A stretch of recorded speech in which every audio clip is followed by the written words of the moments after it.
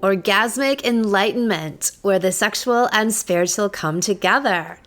I'm Kim Anami, and I'm a holistic sex and relationship coach and a vaginal weightlifter. In this show, we explore all things intimate. I believe that our sexual energy is life force, creative energy, and we can use it to shape our worlds, strengthen our relationships, and self-actualize. I blend the most avant-garde information from neuroscience, ancient sexual practices like Tantra and Taoism, to renegade wellness modalities to show you how to create gourmet sex in your lives.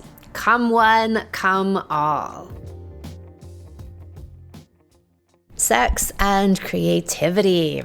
Sexual energy equals creative genius. There's a direct connection between sex and creativity.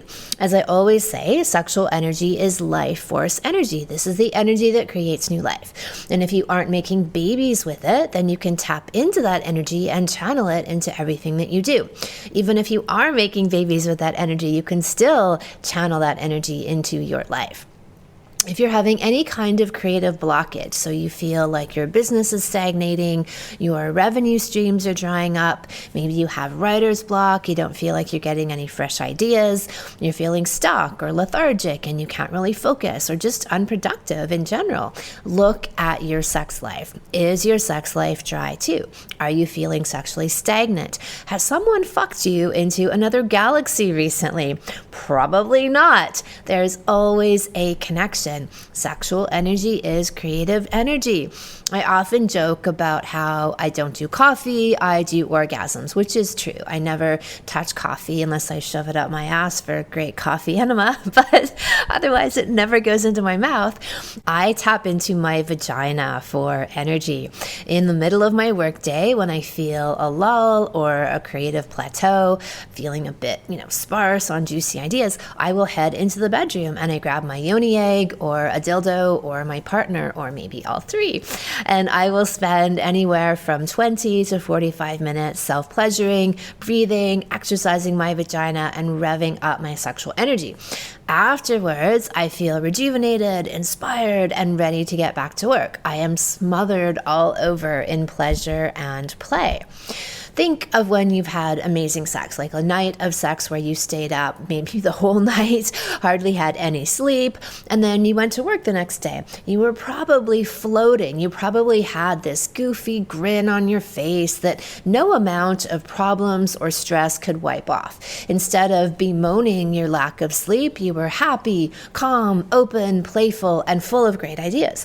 That is sexual energy in action. That is you tapping into the creative power of your orgasmic, juicy, creative, blissful energy and using it to build your life, better your business, and increase your vitality. All of this power is at the tips of your fingers or a little bit deeper inside your genitals. Sadly, so many people turn to drugs, alcohol, all kinds of substances, and unhealthy experiences to try to get their creativity flowing. There's an example of Jonathan Franzen, who's the award-winning author of The Corrections and other books, and he's a classic example of the tortured artist. He would drink tons of vodka, numb out, put on a blindfold and earplugs, and drown out the world in order to write. And there's always the beautiful, and I have to say I'm kind of partial to, example of Hunter S. Thompson. I think because he's also just such an outrageous character in general, but he was absolutely reliant on all manner of substances to get his creativity going. But I guess it's a bit of like burn out, die young. But anyway, maybe he's an exception. I quite like Hunter S. Thompson. But anyhow, the point is, there are many ways to reach this state of consciousness, and my belief is that they don't have to be accessed through drugs and alcohol. And it seems like a very easy, fast route to get there, but to me it's an illusion, and it's not a sustainable route. And you can get much higher and much deeper and much more incredible inspiration via your own ways and your own states of exploration. And that's kind of what my whole life has been about, is how do we get to these places without taking substances? And one of my major tools for getting there is through sex. So my idea is that you get high on orgasms instead, your own primal life force, and then you'll be so fulfilled and pleasured that you won't need or have this other urge to take these other substances. I haven't gotten conventionally high in over 25 years. I don't even take Tylenol. I pretty much use sex as the remedy for everything and a few other things put in the mix. But really, I see it as this incredible creative force. And look, the proof is in the pudding. Whose vagina started a worldwide movement for women to use yoni eggs? Look, I didn't invent this concept, but it was practiced by almost just a handful of people on the planet until me and my vagina came along and lifted the world up by storm. All of my best ideas come from my vagina. That one did, me traveling the world, lifting objects indigenous to various regions with my vagina. One of my main gauges for how much I'm in touch with my sexual energy is the quality of original ideas that I'm putting out into the world. I'm a big proponent of the concept that there are still original ideas out there. There's kind of this quote or phrase like, oh, there's nothing original left, everything's been done before. It's such a crock of shit, because the only people who say that are the people who don't have original ideas. The rest of us with original ideas are just getting out there and fucking making art. So, fucking and making art, or making the art of fucking, haha. So anyway, one of my big heroes, I think I might have talked to him in my original Origins podcast, is Ian Schrager, who created Studio 54 and is the actual original inventor of the boutique hotel. He came up with this idea that we ought to have hotels that were the place to go in cities, and they were self-contained and artful and beautiful and totally unique.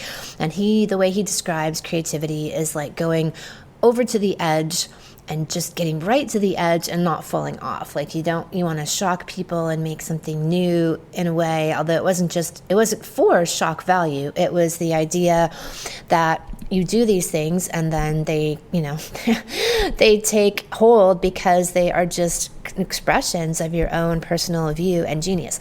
So the tie-in with sexual energy is that, look, this is your reproductive blueprint. This is the actual genetic material that is the essence of you.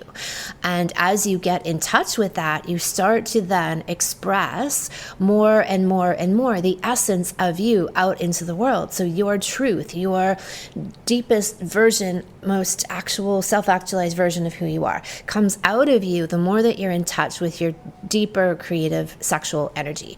And I've seen this over and over and over in my life. And so in my work, all of the things that I am most famous for have come from my vagina. Like all of the concepts of Fukme and the well-fucked woman and the hashtag things I lived with my vagina and whatever else, the cum diet. All of these me things are from me. And even though out in the personal growth world and even in my genre, like a lot of people they imitate. They don't have the courage to come up with their own ideas, and they don't believe in themselves to even put them out there, even if they did.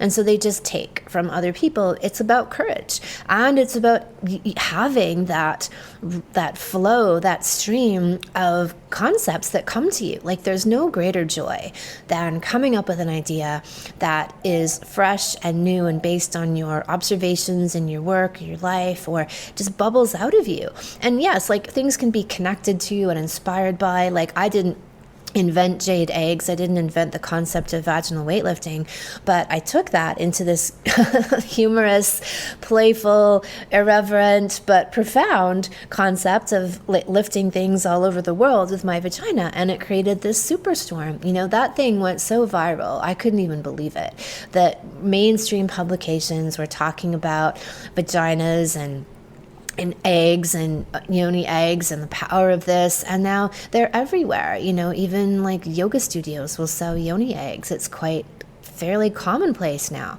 and this was a very fringy thing, like even like 7-8 years ago, even or like 5 years ago, even you could maybe like one vendor of yoni eggs on the internet, and now it's a massive thing. So anyway, you can do incarnations of things and rebirth them, but the idea that I'm saying is that, yes, there are original ideas out there, and the closer you are to your truth and self, and one fast-track quantum leap way to get there is through your sexual energy, you will be able to express those ideas. It's a beautiful, victorious circle. I rev up my sexual energy and it gets my creative juices flowing. And then I get really excited about my creative projects and I actually develop a relationship to them, which is like having a lover, meaning I wake up every morning and I'm excited to get to work on them. I yearn for them. Let's say I go out for dinner or something and I'm actually busting to get back home to work on these things some more. All of this creative excitement boosts my libido. So I am walking around firing on all cylinders. And you can keep it going ad infinitum. In all of my salons, I teach a variety of techniques for harvesting your sexual energy. And this is one of my favorite concepts, the idea of harvesting that energy. It's free, it's powerful, and your sexual energy is limitless. As much as I'm all about increasing sexual pleasure, I also want people to know about their sexual power. And this isn't just like seduction power, how to use your sexuality to get what you want. Like, no, I don't even really go down that road. It's more about its creative power. If you feel out of touch with it, then you need to kickstart it. It's like Newton's third law of momentum and then of inertia, that an object in motion is going to stay in motion and an object staying still is going to continue to stay still. So you kick yourself into motion. So here's the neuroscience behind creativity. Have you ever experienced a brilliant idea while walking, cycling, running, or maybe even in the shower? I have, and I get a lot of my best ideas when I go out for a run or out for a surf, in addition, of course, as I said, post-sexual activity.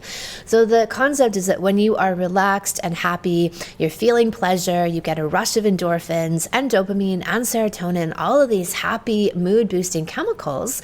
These are the chemicals that are natural and lead to your creative breakthroughs.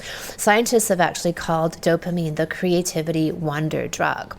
So don't sit at your laptop and grind your teeth and suffer as you type emails. That's not how you will create your best work. Instead, orgasms, pleasure, bliss, this is the pathway to excellence.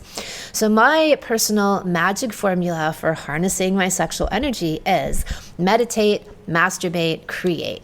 So the first one is to meditate. So I will take 10 minutes to chant and raise my vibration. So one of my favorite words to chant is HU, H-U. It sounds like you. This is an ancient name for God, spirit, energy, whatever you want to call it. It's meant to have a very high vibration. So this acts to uplift your state of consciousness so you're in a better state to receive higher wisdom and intuition. Then you masturbate, you self-pleasure, or even maybe with a partner. So take 15 to 30 minutes and you breathe. So I did a podcast last week about full body orgasms, and it's the same concept there, is that throughout the sexual experience, you are breathing. When you get close to orgasm, you really intensify long, steady, deep breaths. And this helps to recirculate your sexual energy back into your body, into your system, instead of just ejecting it out into the universe. We want to eject it out, but consciously as your creative genius.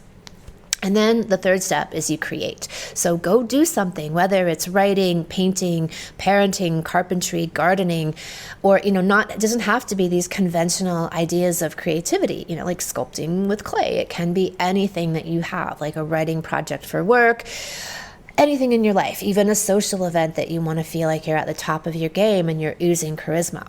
So this is how you infuse your sexual energy into everything you do. So even as you've finished your process of meditate, masturbate, as you go out to create, be consciously aware of how you're taking your sexual energy, this creative life force, and you are spreading that out into the world like this giant creative ejaculation that's going out into the universe. So this energy is beautiful, beautiful, powerful energy. And I'm always thinking about how I can tap back into it and use it as a life force.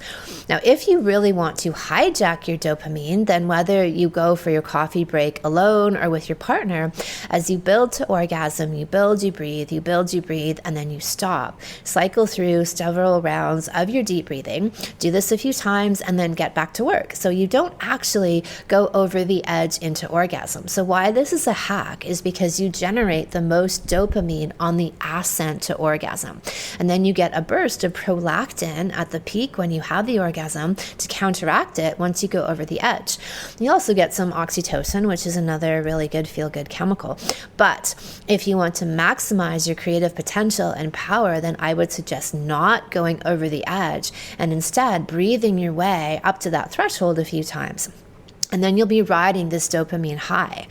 So that's an option if you're open to that. And eventually I'll talk about this in later videos and podcasts, is the idea of men being able to separate orgasm from ejaculation. Or as you have full body orgasms, it kind of doesn't matter whether you go over the edge or not, because you experience the full energy of the orgasm without having that kind of punctuation mark at the end of it. Another surefire technique that I love is eating a cum cocktail, and I talk about the cum diet, which is multifaceted, but one element of it is the ingestion of male ejaculate. So it's been scientifically found that the ejaculate of men contains all kinds of incredible mood-boosting chemicals, over 50 of them that are antidepressants and like immunoboosters, like everything. It's like 50 different amazing vitamins, minerals, nutrients for you and your brain. And so I found that years ago, after I would eat cum, give a great blowjob, swallow this ejaculate, I'd be creatively on fire. I would need to literally run to my laptop and start writing down all of these ideas that I was having. And they were amazing. So this is an excellent tool as well. If you have a partner who likes to ejaculate, then make sure, yes, it's great in the vagina, but if you want to get it a straight main line to your brain, swallow it. This is a great thing to do as well. There you go. These are some of my top ideas for tapping into your sexual energy for your creative genius. Remember, the power is between your legs. Thank you so much for listening. If you haven't already, subscribe and also leave a review. And send someone else the gift of a healthy libido and an off-the-charts love life by sharing this episode with them. We'll be back next week, and in the meantime, many happy orgasms.